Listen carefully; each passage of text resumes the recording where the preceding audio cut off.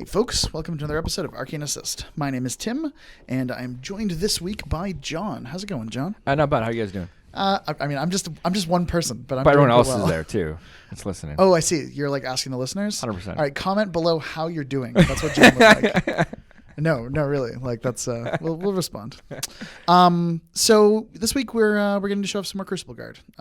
We talked. I think it was last summer that John was going to get a whole bunch of Crucible Guard games on the channel, and life kind of caught up with everybody, and we did not have the opportunity to do that. John has now played a lot of Crucible Guard, done very very well with them at some high level events, certainly in Southern Ontario, and we are here to show you what we got, so to speak. I'm playing Retribution, and I'm playing Ossyan for, I think, possibly the first time on our channel. John, do you want to talk through your list? Yeah, I'm playing the caster everyone dreads of playing against, Syvestro. Basically a caster of all tips and tricks. I guess he has quite a few things he can pull out. My list is definitely Syvestro, a Liberator, a Toro, and a Vindicator. That's my battle group. The Liberator is the Arc node, so it's really, really good with Transmute and Segment Abyss. I got a Rayless. I got, for my solos, I got 5 or 6 of them. I got Hutchuck, 3 Trancers, a Mechanic, and Ragman. Just jack of all trades, those 5 solos. They do everything you need to do. I got a Min unit, a Rocketman. I got the Captain, 3 Gunners attached, 2 Dragon Burst Rockets. And for my Merc unit, I have the Steelheads with Mosby. Mosby? Yeah. Yeah, there was some pronunciation foibles there, but I think we're just gonna let it all ride. Yeah. This is a little bit of a variation of Pat's list. Pat Dunford popularized Syvestro in the UK earlier this year, and a bit last year, to be honest. And this is some tweaks and changes. We talked about this list a lot, and John's iterated it quite a bit based on what he likes to see.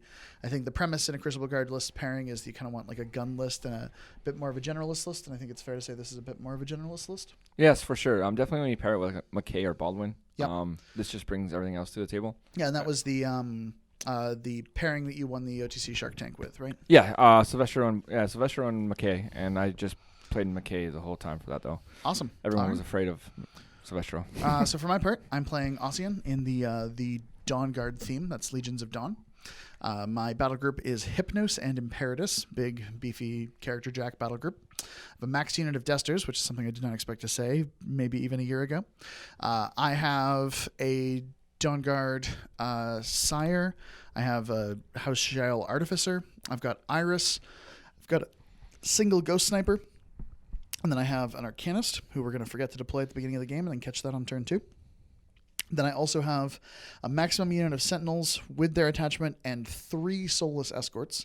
So big, bloaty unit there in the middle. And then I also have the Dawn Guard Trident. It's the first time we've been able to feature the Trident on the channel, and I think it's a really cool role-playing tool in this list. We rolled off, and John lost the die roll. I elected to go second and took what I thought was a bit of an opportune side. So without further ado, we're going to jump right into it. So having Tim selecting slide gives me the first turn. Specialist is pretty good for first turn. I can get up to the table pretty quick with super speed. Basically all my constructs get +2 speed within 5 inches of Syvestro. So you'll see me mapping out Syvestro and the jacks here throughout my deployment. Deployment always takes me a little bit here, especially with Syvestro, because I want to make sure in turn 2, turn 3, I can still have a couple jacks near me, so I can give them speed if I need to. So I'm just deploying the Rayless in the top side of the table there. All 3 jacks close by. I'm measuring the 5 inches right now, so where Syvestro is, it'll catch all the constructs. I started deploying the Rocketman in the top zone, but I figured I would need more hitting power in the bottom zone. And if he needs to come through that little gap in the bottom zone, I was able to, get some gunshots or jam with defense 18 Rocketmen if I have to do that. So I decided to move all my Rocketmen to the bottom zone. Steelheads are in the middle, so they can threat both zones and threat the middle of the table because they're pretty good. They punch a pretty good hole if I need to. Dragon Breath Rocket, top side of the table. Dragon Breath Rocket, bottom side of the table, just to have that AoE 4 Withering, no tough. It's pretty good. There's a lot of symmetry in that deployment too, because you can threaten basically anything on the table, regardless of how I set up. Yeah, it's pretty good. The only thing out is the Rayless, because basically it is stuck in the top side of the table. Because if I ever want to move it to the bottom side of the table, it has to go through a lot of my own models and stuff, so it doesn't really move anything. So it was a tough side of the board for us, but I decided to go to the top zone, even though there's an obstruction in the way. It's really interesting. I feel like most of the pieces in your list are really reactive and they can do whatever they want. The rail list definitely benefits from knowing what side you're on and what infantry it can put itself opposite. For my part, I picked this side of the board because I felt like it gave me some really good corridors, some smart open places that I could be. And I'm deploying my pieces pretty reactively. Like I put Hypnos opposite the battle engine, making use of the sexy Shadowbind on that gun. I'm hoping that the center zone can get a lot of pressure from Sentinels and from Dusters. I'm planning to kind of both put them up there. I put the Dusters on the side where they could take some screening from the obstruction, because they can still be useful behind an obstruction when they kind of come out, take some shots, and repo back, whereas Sentinels behind an obstruction are pretty mopey unless you're playing Gorshade. Put Imperatus, and I'm light on this bottom zone for sure. So I think John's choice of putting the Rocketman there was really smart. And we're going to have a bit of a conversation about threat ranges, and John is going to realize exactly how awkward Quicken is as a spell. Yeah, because everything threats an extra 2 inches, and it's hard to measure out where things will go later on about that. So I kind of have to just play it by ear, and if he puts Quicken on one unit, that means he doesn't have it in the other unit. Yep. So it's just basically forcing him to make the choice of who he wants Quicken on. It's a weird spell because you have to assume it's on everything, and Yep. I can put it on almost nothing. But that doesn't change either of those things, right? No. Like you have to respect the 20-inch gun threat on Dusters, even though you probably aren't going to see that. Yeah, so Rocket Man, I've asked, like, Dusters threat range regular, and then with Quicken it's 20. So I decided to do with Rocket Man, I'm just going to do the normal speed aura and just run. So they're just running 14, but they're outside the 20, so don't happen, if he does do it, I don't lose a Rocket Man, even though they're going to be their defense 15 or 14 base. So I figured that, they'll be safe, so I'm just using, everything's just moving up the board now. Just everything's walking. This transfer is running behind this obstruction, which is pretty cute. I like this. If he really wants to take this thing out, it's defense 20 or 19 from shooting. Yeah, 13, 15 plus 4. 19. Yeah, 19. Yep. So it's pretty hard to take out just for shooting, so I feel like that's pretty good. And also they're speed 6, so like they threat pretty far just walking because he can't charge or anything. But so now I'm just asking, threat ranges, the crit blind AoE. Well, it's an AoE, and if it hits you, no matter what, you're blind. So it's not even a crit, you're just blind. So I'm just like it's Shadowbind, not blind. And I'm just like, well, if he drifts on me, he drifts on me. So I kind of just need to take as much board presence as I can early, but make sure he just can't do a direct hit because that would just be devastating. So just running, Mosby's going up and just doing the good stuff. So they have tough and no knockdown. And then I made sure I was outside Iris threat, which is 23. So like I don't want to lose Mosby. Like it's just insane amount of threats, and especially like that's a really scary one because like she has Phantom Hunter. Yeah, so she can ignore the cloud. Yeah, so she ignores everything, right? So it's just like I need to keep this one alive because I've had a few games where he gets sculpted out pretty early, and it just kind of hurts. It's less exciting when you can't revive Steelheads. It's not that. It's just even feet turn. They don't benefit from feet turn. That's a big deal. So, yeah, it's okay if I can't revive, but when I can't do feet turn on them, they hit like pillows. So then Syvestro did super speed and charged up. And then I'm just going to set my Rylus up here, super speed. I didn't need it on Rylus, but I figured that, it's nice to have it on just in case I want to move that extra 2 inches. So they could technically run 16, but I'm just going to run it like 14 up the board. And I'm outside crucial guns, but I can't be outside all of them. So I just kind of force up the middle of the table. And if he wants to deal with it, he has to deal with it now. And then these jacks are just going to come down to the bottom side. I noticed that Tim puts his Imperatus to the bottom side, and I need my Toro against the Imperatus. I feel like that's my one piece that could take it out. I'm hoping to take it out on my feet turn if I can, but it's going to be really hard to figure that out and how it all comes. And then that's my Arc Node. He's immune to fire. Arc Node treated, so he doesn't take continuous fire. So he runs into this cloud and just kind of threats for Arcane. And a lot of people underestimate his Arcane ability. So yeah, Tim let me go back two more inches because we remembered that the Trident can do a help TK as well at the end of his movement. So it's just like, oh my goodness gracious. So it's just like, okay, I'm outside of everything. So It's Tim, like, how far does Hypnos threat? I'm like, his gun's range 10. He's like, okay. And I'm like, he's speed 5. Yep. Quicken. I could quicken him. He's like, okay, fair enough. Speed 7, 17 seems good. I'm like, and this And then lawnmower over here can move him 2 more inches. we're like, oh You're yeah. like 19 inches. That's not okay. So yeah, that's my deployment. I'm basically set up for a big punch down the middle, hopefully to counteract his placement. And then my rocket men are just spread out in the bottom of the side of the table. So cleverly, I'm playing a list that could do everything, but probably does nothing. So this is going to be mostly a positioning turn. I'm setting up to just hopefully not lose too many pieces and be in position to do a lot of work next turn. This is the turn where I'm going to sort of posture and be ready to threaten pieces. And then next turn is the turn where I want to do a lot of work. So I'm looking for ambush lanes. Hat check comes in on the 3, charges, threats 13, 14, something like that. 13. 13. 8, 9, 12. Something like that. I don't know. Oh no, he's a 2-inch melee. 2-inch 13. melee. Yeah, so I'm like, okay, let's move the ghost sniper so that he's outside of the 13. Let's have Iris come up. She'll come within her 12. These are just deadly shots. I'm just putting damage into the battle engine because honestly, like a battle engine that loses 6 boxes, you know, what are they? 36. 36. So now they're a 30 box battle engine. Like that's just going to be a multi-turn plan to take this thing out. I've had people have like 2 of these ghost snipers and do 6 damage and the Iris do another. So that's 9 damage a turn to it, and it just like it plucks it away, and it's scary once it gets down to like 12 damage. Yeah, it's tech I started playing for Hellmouths, just being able to do 9 automatic damage kills a Hellmouth Maw. But even just like I'm down a Ghost Sniper in this list so I can fit an Artificer in basically, which is a change I like. But basically the premise is I'm fine with pieces that can just do routine good work against pieces that don't get to hit back against them. Like the Ghost Sniper can be behind a building shooting a huge base. So they do a lot of work there. We're going next with the Sentinels.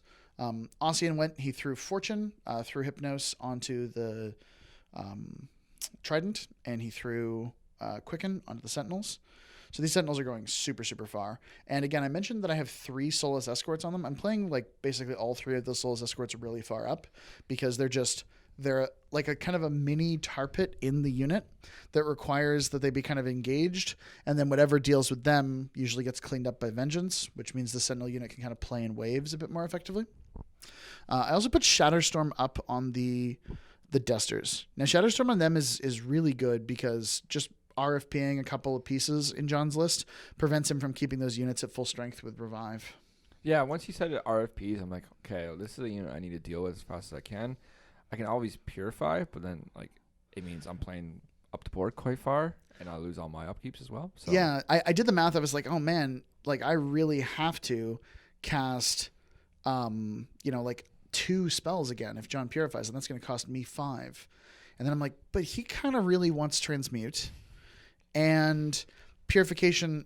He can do it for free, but that is an opportunity cost of losing Super Stealth or losing the speed or losing a free Revive or a free Stygian Abyss. So, like, I feel like Purification in this matchup actually costs Syvestro more than it costs Ossyan, because Ossyan is just like, got to spend 5 to cast some spells, eh? All right, we'll do that. I know, just camp way back here where you can't shoot me. And my spells aren't really defensive. The Trident moved up, gave itself Force Barrier. The Sentinels are quickened. They're going to get Force Barrier from the Artificer. So I'm dealing with just like really, really high defense Sentinels. Pretty well screened Dusters, although as John's pointing out here, not maybe as well screened as I need them to be. So as I mentioned, this transfer is in a really good spot. He did take a shot with Imperatus and missed it because he needed like 14 or something, like outrageous. Yep. He missed it. He got pushed back 2 inches. Poltergeist. So now I'm like, before I even do anything else in my turn, I'm trying to measure how far this transfer can walk. That's 6 inches with 2-inch reach, and on her weapon, it just slams. So I'm within. So if I slam a horsey into another horsey, this first horsey probably dies at power 14, 4 dice damage. Yep. And the other horsey takes a power 7. But is knocked down importantly. Is knocked down where you can't, come up the board even farther and shoot or like charge or anything like that. I'm like, this is pretty worth it. And I also have Repo in this seam on them. So I can Repo her deeper. So if you kill her, you take a power 12 now. So I'm like, I can do some damage to these horsies. And I'm just like, I think this is worth the 3-point model to take one of these horses off the table and knock another one down. So now I'm just trying to figure out the rest of my turn. I decided not to ambush because there's nothing really important to ambush, and hot chuck late game is pretty good. So I decided to upkeep Transmute and upkeep Admiral because it's great spells. I'm looking for a way to kill Iris.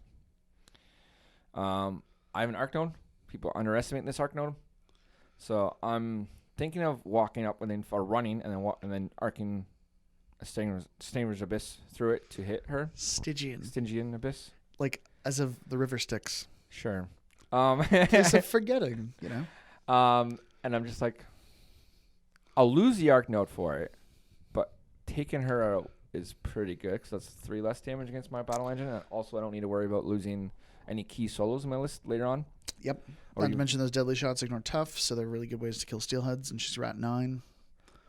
Most casters are also afraid because she takes off focus, but whenever I put Super Haze, she does not ignore that. But if she's dead, you don't have to put that Super Haze down. Exactly. I don't feel as scared.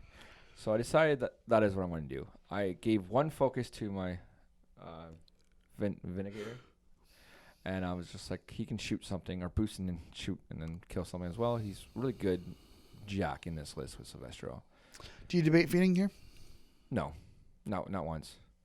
Because I decided to do free spell and boost it because I'm behind the clouds because I'm hoping to hit it. I missed it. Because you're 16?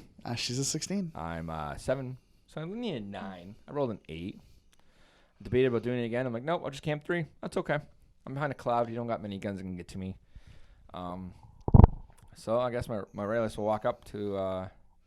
Yeah, you measure first to see if you've got space. And yeah, I'm measuring to see if I get space. I don't. I'm like, okay, the Halbs have to move. Well, their job this turn is not going to do much because having those 3 escorts in the middle of the table, and if I kill one, he procs Vengeance. So I decided to play the safe game and decided just to move a few up, a couple behind the forest or this cloud. I'm not going to proc Vengeance. I'm going to engage the one that's on the lower side, and I'm just going to force Tim to come up and do damage first, which isn't ideal all the time. But I also, when I move these Halbs, I'm debating mini feeding because then it gives me a better chance of keeping more on the table. Yeah, and that mini feed it makes them very, very difficult to deal with. It's no knockdown. It's 4 up tough, so half of my attacks into them do nothing, and a lot of my attacks into them just miss probably. So. Their defense 15 because of transmute. Yep. I did mini feed. Everyone's within 7, so I mini feed him behind the cloud. Like I got a guy touching the cloud. Like it's Mosberry's pretty safe back there, unless Iris kills him, which is pretty scary. But I'm hoping this is where my Rayless can come up and need some 9s.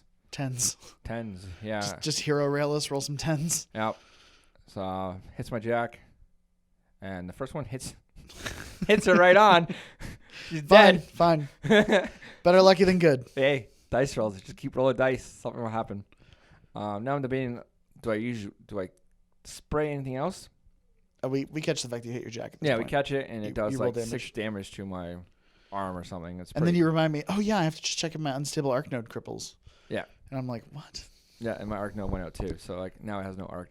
But this Jack has taken the 7 damage. Yeah. You've done more work to this Jack than I have. Yeah, I took the Arc out as well, which is fine because I figured like I went for it. It's going to die either way. So now my Rayless shoots one of these horsies. I hit it. It's a direct hit. It's a POW 15, and it leaves a scalar in play. So it's pretty good because then like those 1-point models can't go through it. So like a charge lane is blocked, which is always nice. Yeah, I mean I've got a couple of folks who can still get up the board, but 100%. Everyone else is gonna have to go around it, which sucks. And his infantry doesn't take blast damage, so it was not a bad play. So this is where my transfer walks up, boost to hit it. She takes 3 points of damage or something. She hits it. She slams him. It's worth pointing out, of course, the mental force doesn't happen until after the attack is resolved, but we rolled it first so you'd know how much she was going to take. Yeah, 100%. Doesn't make a difference knowing that information in this particular activation, but you do kill the first one. Second one, I think you get a point in on or something like that. POW 7, I did 11, so I think, yeah, the armor. Yeah, I did 1 point.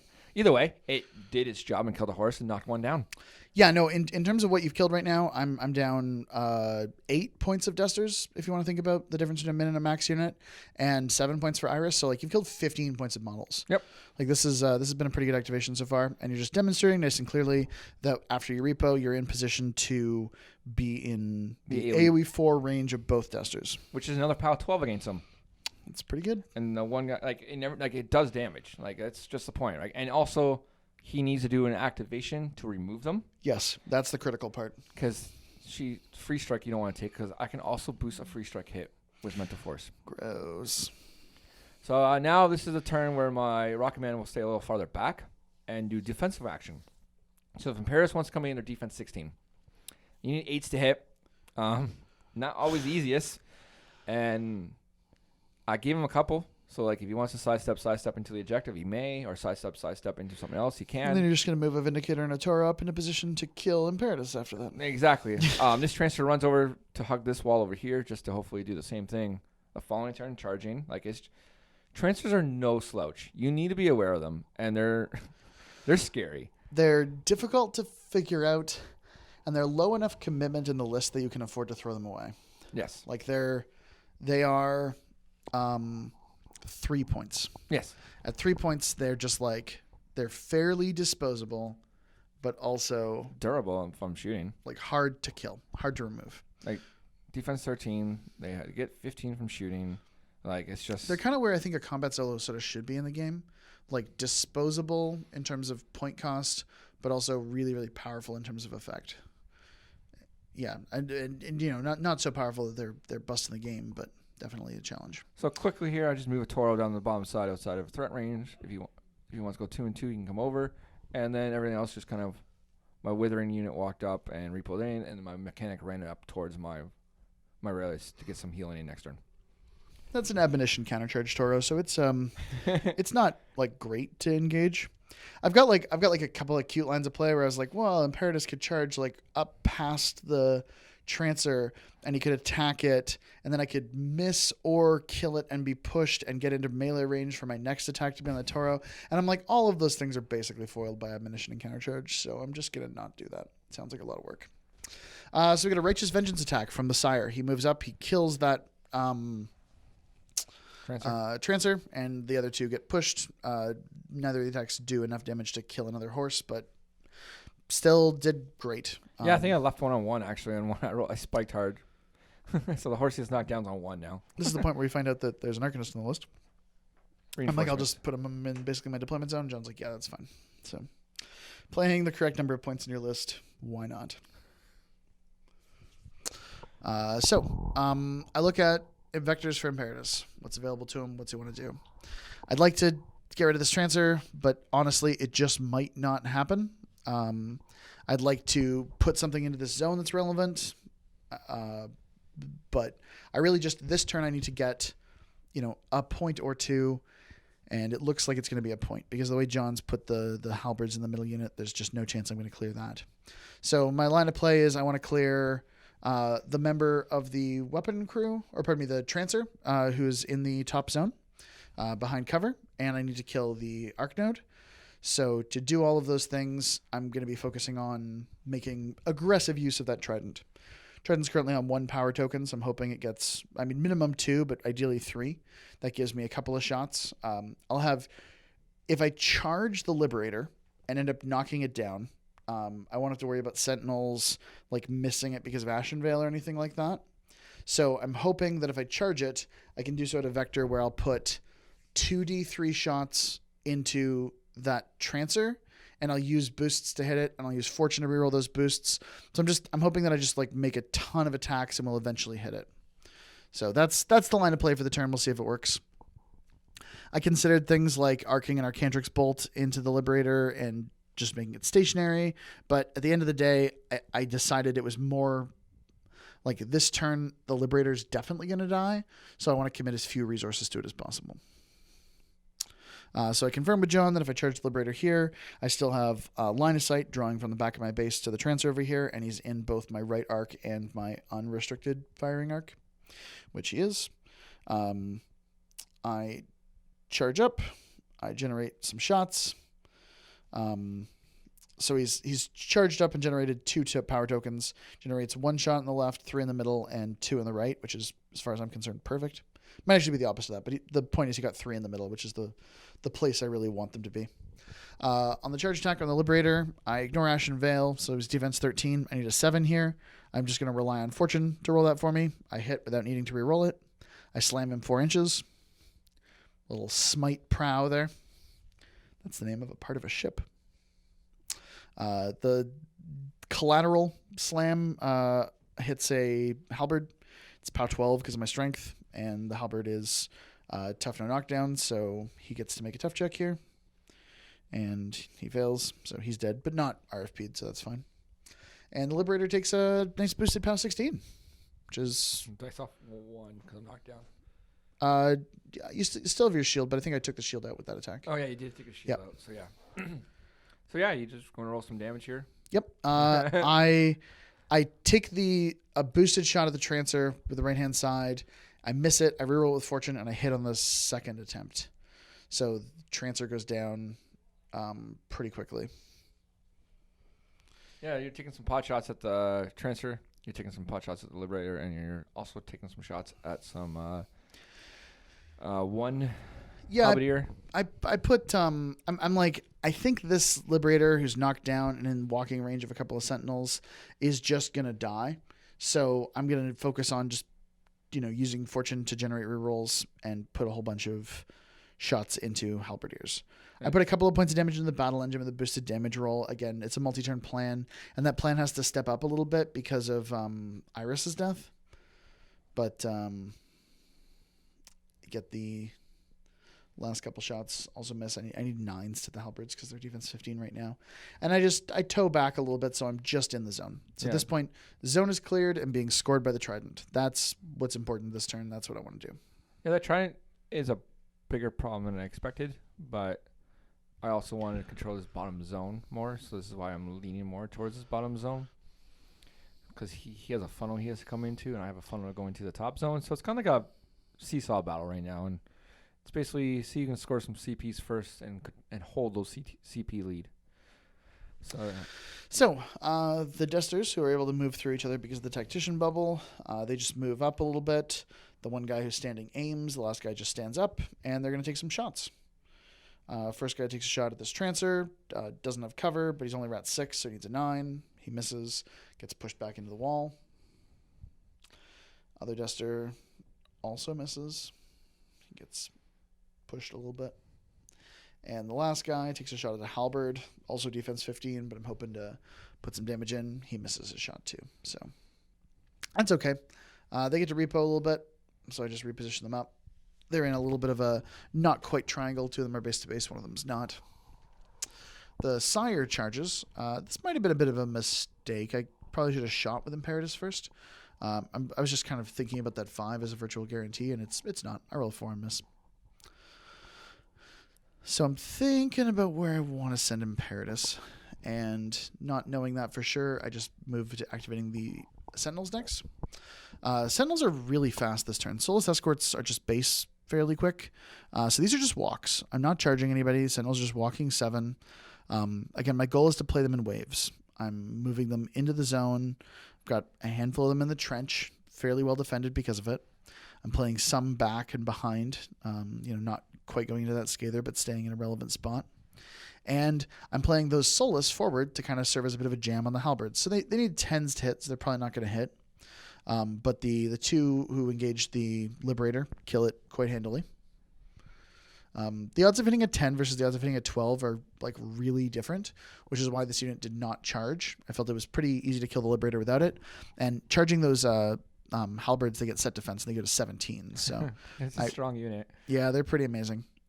Hypnos takes a shot. He hits, which will shadow bind the battle engine. And it starts. It begins. And it starts. He'll boost damage too. It's POW 14. Stays off 5. Puts 4 points in. That's fine. Like you see the battle grid of my damage though. I'm below half now. Yep. Over 2 turns. Chipping away. Little by little. Tim just has like Imperatives down here to figure out what to do with. I run the Arcanist up so he's in position to support Hypnos next turn and probably still support Imperatus if I need it. I debate what I want to do with Imperatus. I ultimately just decide to walk up and take a pot shot at a Rocket Man. Defense 15, I think. 16? 14 Defense 16? Yeah, so I boost to hit, and I miss. And then I got dodge. I just basically dodge a little farther away so I can just get more positioning later on. And that's basically the end of my turn. He scores 1, takes the top zone, scores 1. Yeah, I end up... jammed a little harder with the escorts, which is really... Ossyan casts an Arcandrix Bolt through Hypnos at one of the Halbs. That's cute. He has Future Sight as a Field Marshal, so if Ossyan, just rolls pretty well, if I roll an 8, I'm like, 2 up, I'll take it. I can boost it. So, but I rolled a 3, so I'm like, no, I'll just camp the 1. Tim scores 1, goes my turn. Ambushing Hotchuck this turn because I just need a little more pressure in that top zone. So I'm measuring what my Rayless can do this turn because it can't move. I can turn and face. I debate about spraying some of my guys in the back to kill these escorts, but their defense is a little too high to attempt this. Yeah, so they got Force Barrier, and they have Quicken, so their defense 16 against ranged attacks. I would be aims, it would be 6s, it would be 8s, but still it's not that good. I also debated about feeding this turn or not feeding this turn. But I feel like if I don't do work now, my Rayless is just going to be stuck where it is the rest of the game. Because I can't move it. I can't repo. It's in charge range of quite a few Sentinels. In your defense, John, I don't think it's going to be stuck there for very long. Because you're going to kill it. Yeah. Little joke that I made there. Oh, you're funny. Yeah. I debated what I have. I asked about Horsies, who's base to base with what? You're like, remember last turn how I fucked you with a Transfer? I can just do that again, right? And I'm like, yes. So I'm debating which ones I hit with a Transfer. So my goal is to free this Transfer up, and it will go in and do another couple points of damage to Horsies, maybe kill 1 or 2. I am planning to feat this turn. I did decide I want to feat this turn. Now I'm just trying to figure out what to give what. Because Imperatus is in range of my 1 Jack just to shoot it. It gets additional die against constructs. So this is 5 dice. POW 14 against Imperatus. Drop 1. So dice off 4. It's scary. It does some damage when it just sits there. It's currently range 16 when it aims. So steam pressure is a thing. So it's a pretty safe spot right now behind that house. Also, it hits pretty hard in melee. Yep. Yeah, it's basically a Toro. It's an 18, yeah. So my mechanic, first thing in action, mechanic walks over, repairs, repo away. Gives 2 boxes back to my battle engine. Better than none. Next up is going to be my caster. He's going to walk around. He's going to feed. He's going to super self himself. I'll put I guess super haze we'll call it. I'll put the cloud or the bubble up once I move some models. As I always tell my opponent, I just make sure I remember it. So I keep a little AoE ring behind me. I revive a guy. Why not? Only 1 guy's dead, so bring him back. Yeah, and you turn him around facing the other way just as a reminder that he can't charge this turn or make a combat action. Yeah, I just turn him around so I can't. By the time the turn's over, we'll have faced him correctly. Yeah. So I'm camping 1. I am super haze, so I feel safe where I am. Guns can't shoot me. I don't think Imperatus has a way to me. I don't know unless Tim figures it out. I feel you never know. I figure I'm pretty safe here, so I'm just going to chill. So my plan now is I shoot some death rockets. Trying to hit guys in the trench to wither them. Their defense 20 in the trench. Yeah, mistake. Kind of went back, withered the guys in the back. They don't take blast damage. I also forgot about that. I'm like, well, and then I'm like, okay, cool. POW 7, your Jack, your dice off 12. I roll a 12 on my feet. Cool. Okay. Game plan number 2. Wither a guy in the trench again. I just want to shoot some guys, get them shoot them in the trench, get them away. I actually hit, direct hit. Yep. I killed the guy at direct hit. And that means you do wither the other guys. The other They're guys not damaged by the AoE, but they do receive withering. Which is good. It's not terrible. I mean, you've debuffed all of those sentinels. And I debuffed 6 sentinels. And now I repoed. I got 1 guy into the zone once again where the transfer was. So it's a pretty good spot for the one of the withering. You might be wondering what my plan to clear that guy is. Yeah. The same plan as last time. So my Raylis, my battle engine does an aims to spray the guys in the trench. I go to an 8. I'm looking for a 14 from shooting. You are, so I'm looking for 6s. 16 from shooting. 16, yeah. I'm looking for 8s. On 3 dice, drop 1 though. Yep. So odds are pretty good. I kill 2 more guys in the trench. When 1 spray, I can get on them. I miss your jack. I hit someone. Oh, I hit your jack. Sorry. Do a couple points of damage to it. Yeah, the jack's only defense 12, so you do quite a bit. You do 5, I think, to the 5. Oh yeah, you don't have shields in that one. Yeah, no. He's got a point of armor, but no shields. So now I'm just debating where I want to shoot my big gun, where it's worth it. So I decided to shoot a guy that's outside the trench. Oh no, I decided to shoot your jack because I figured that I'll put more damage in your jack and also put a skater there again. Yep. So it blocks a little bit of line of sight, so you like vengeance around it, which is just something Tim has to worry about and think about. Good board denial. And then it's Hutchuk's time. He comes in and does wild shot rust. You're rusting the objective, which I think is cute. I was rusting. I'm trying for the objective, but it has to like deviate onto the objective, and it does, right? I'm like, cool, charge the objective. Yeah, dice -2 now, I think. Power 14, dice -2. Yep, pretty good.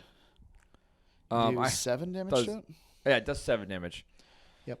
Not bad, not good, but not bad. It's halfway. Hutchuk now just repos to get out of the way, just to get farther away, so you have to, deal with them.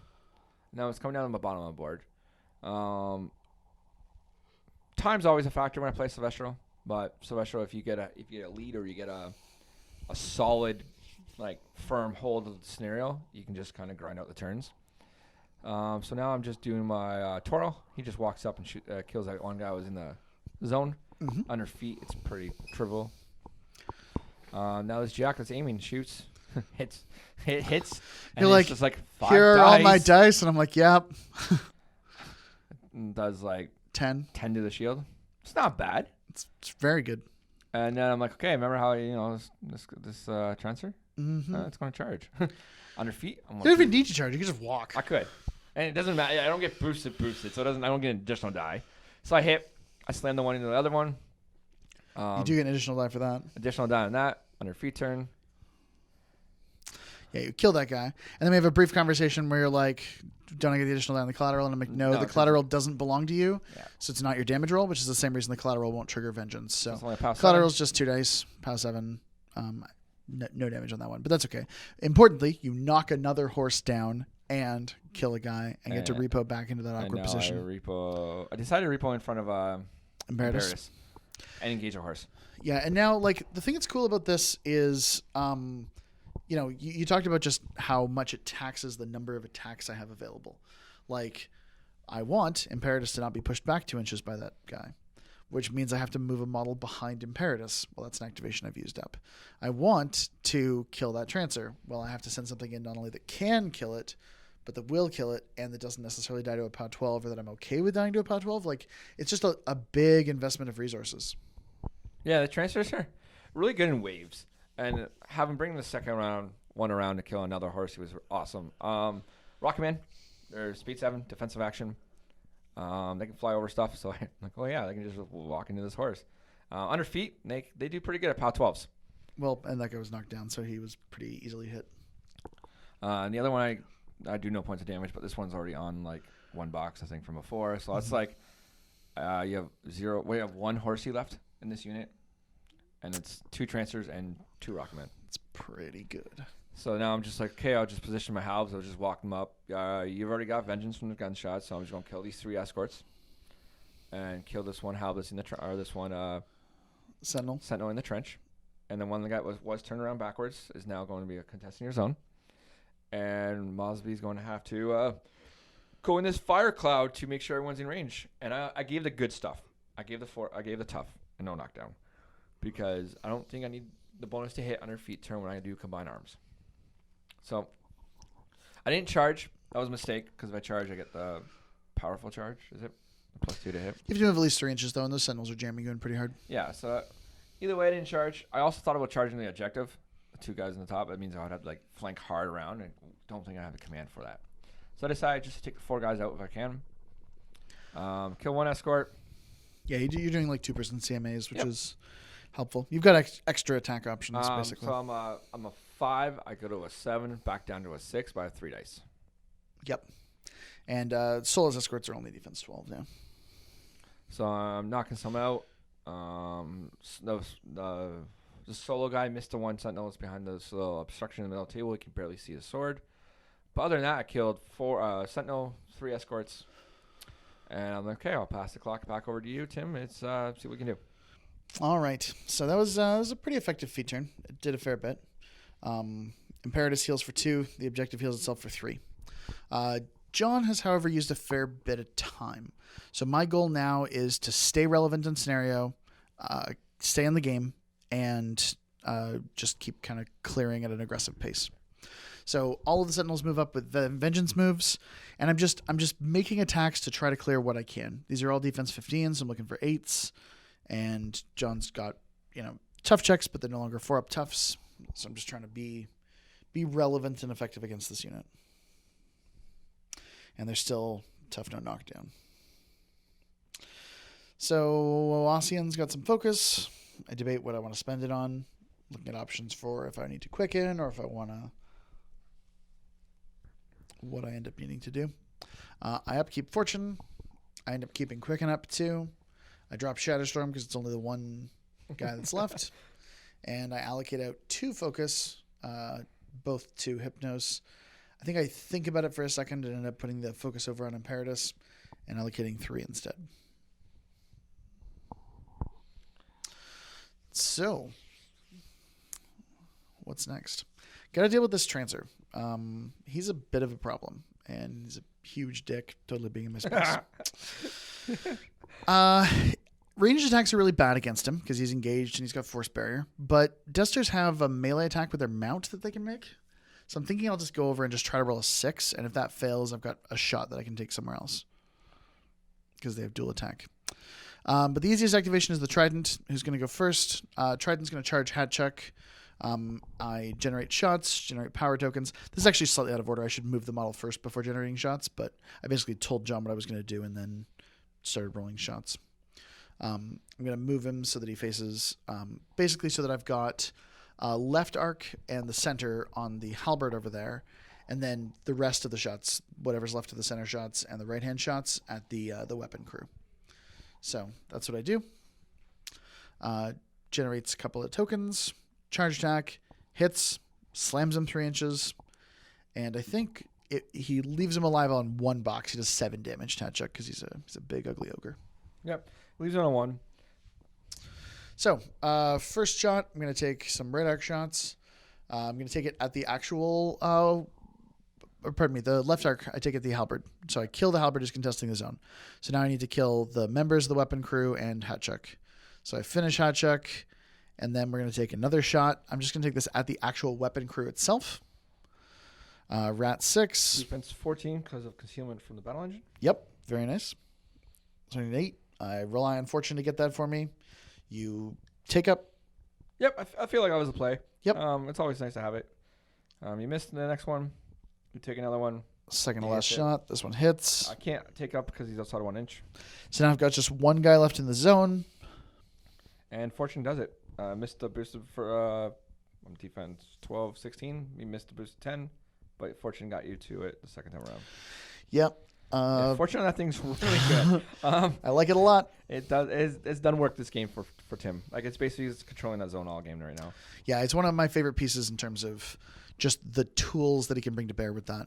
One of these halbs is not engaged, so Hypnos will aim, and with Future Sight, he'll boost hit after rolling and hit that guy. Gets to Shadowbind all 4, and I will boost damage on the kind of frontmost and one of the backmost guys. Yeah, you boosted the damage so you can clear up some charge lanes afterwards, or walking lanes because you don't need to charge. I'm probably actually going to.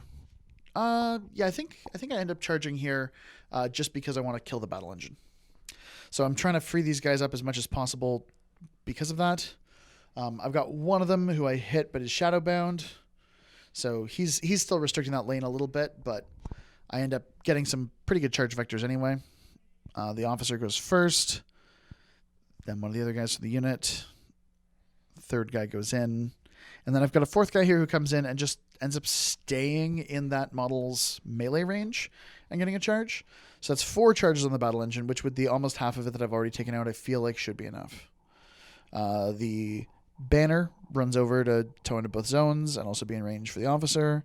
And the remaining guys all charge into halberds, save for one who doesn't get the distance for a charge, which is actually critical because I don't want him to be charging, because against charge attacks, they get +2 defense. Yeah, defense 17. So I make some clever lines of play, and it doesn't matter because the dice are nowhere near appropriate in any of the places or way overkill in other places. Yeah, you need outrageous to hit.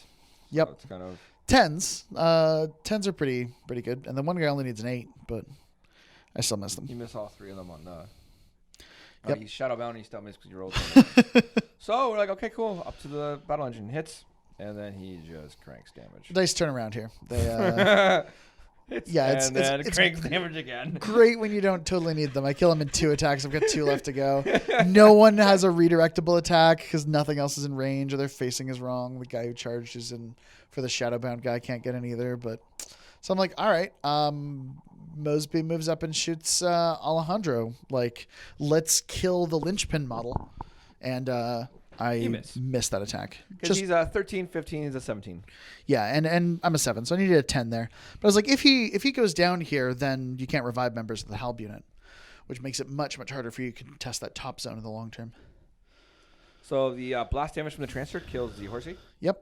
But the horse kills the transfer, pushes Imperatus back 2 inches, so that, quote, solves that problem for now.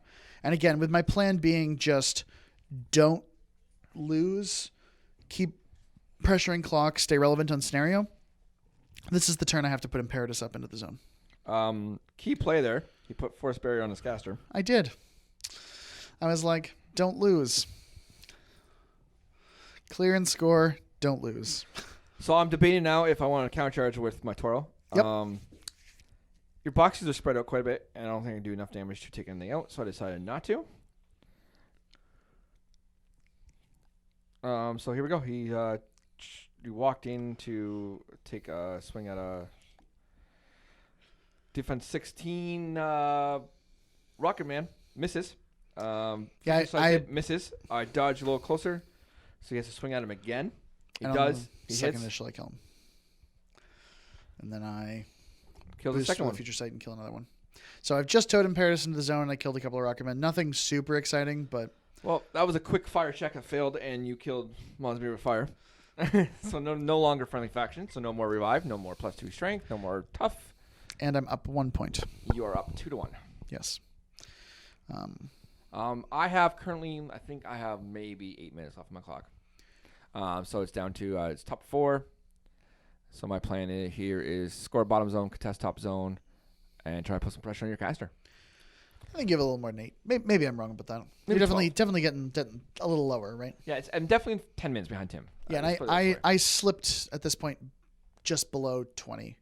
Yeah. And I think you're around 10. So I'm talking to Tim right now. And Tim, as you've seen that hand swing I pulled across the table is, if he didn't put Force Barrier on, I would have all my Rocket Men with gunshots on his caster, mostly from the back arc. PAL 12, Rat 6, back arc, even blast damage could do points here or there, but it's just chip damage. So with Force Barrier, it makes the assassination a little lower. So I decided I'm going to give Imperatus a swing at to try to kill Imperatus. So I upkeep Transmute early because I dropped ammo. My plan here is to activate the Steelheads and then swap Transmute over. So Mechanic runs to the top zone to contest to that key spot where he's outrageous defense from shooting, and hasn't helped me yet, but hopefully it will. I've had to commit resources to it, and those resources could have been put somewhere else. So my next play here is my Death Rocket will move over, take some pot shots at these Sentinels that are mini-feated and like outrageous defense right now, or outrageous armor. I miss, scatters, goes nowhere. My one little dude shoots, hits, does no damage. The other one doesn't shoot because the guy he was shooting at was engaged. So that's them. I forgot to repo them, but it's not a big deal right now. I probably would have repo them a little closer to the top zone so they can get in there. But my big issue here is to clear this bottom zone, try to keep up with scenario right now. I'm down 2-1. I'm hoping to go 2-2. So here we go. Deathfield. Regman. Pretty good. So these halbs are gonna go. They're just gonna walk to kill basically these 3 sentinels that are near me. They're transmuted, so they're 13. They're only at 5, so I have to do. I'm looking for 7s or combine. So the solo in the back arc misses.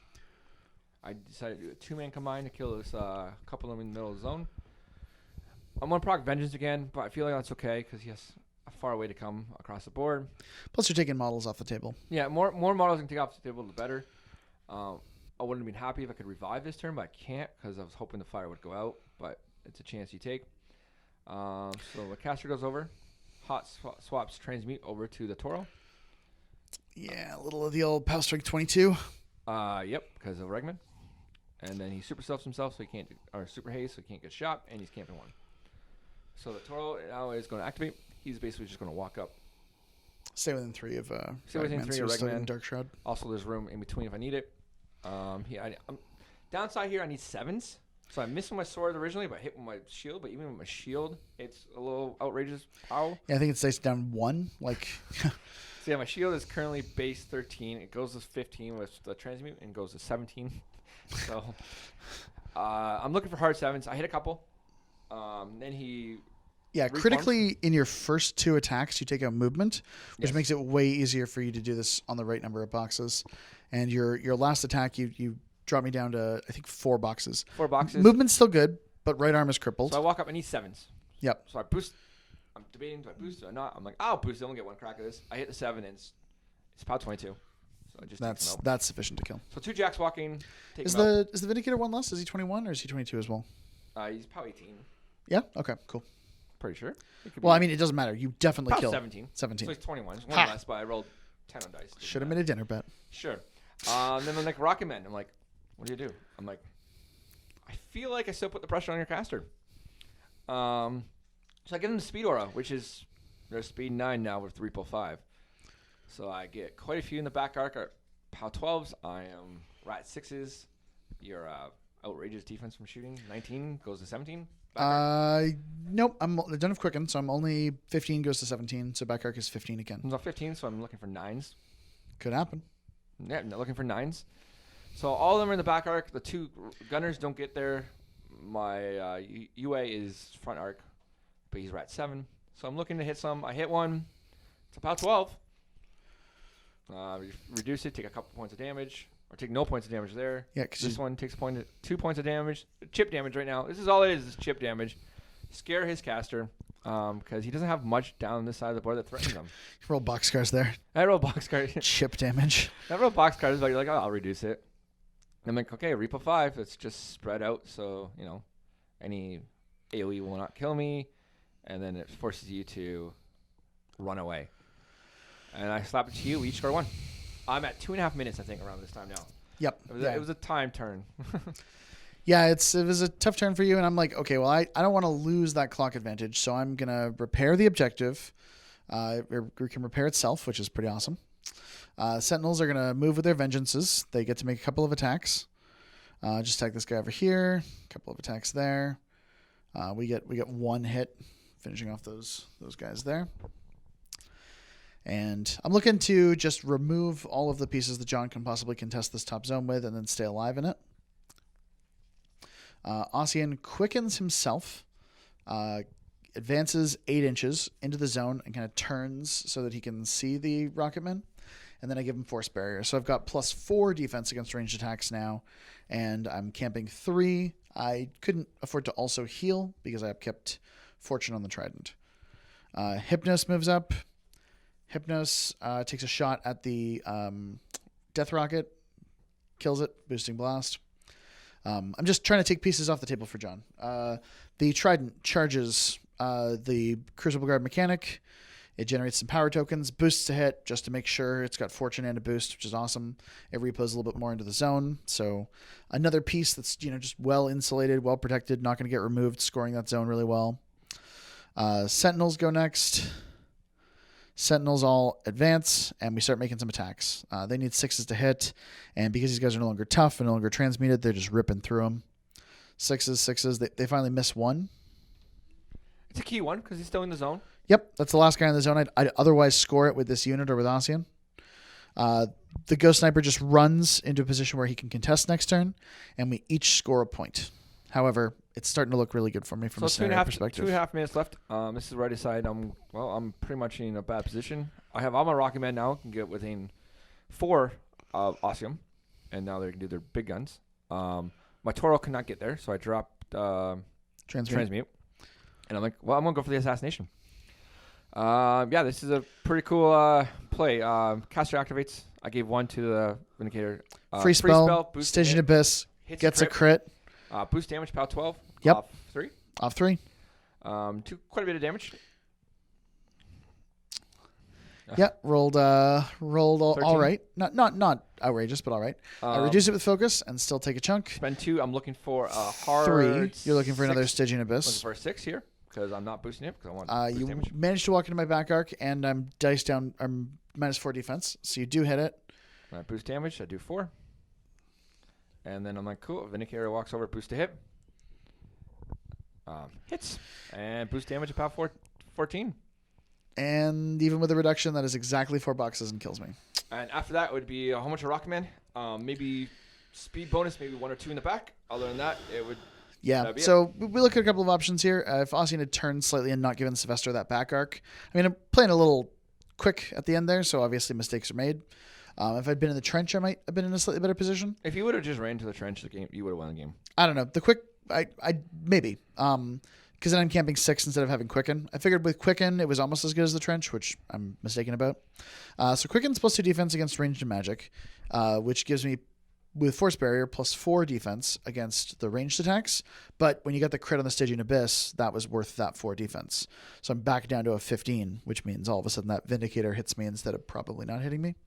Anyway, great stuff. Really, really tight, cool assassination at the end. You did it within the 2 minutes you had allowed. I think you had 10 seconds at the end or 15. 15 seconds left on my clock. I'm like, okay, well, we'll go for it. Yeah, that's awesome. Anyway, folks, that's us for this week. I thought really cool game, really neat stuff. Tried some sweet things and made it work. We shall see you next week. Yeah. Take care. Thanks for having me. Thank you.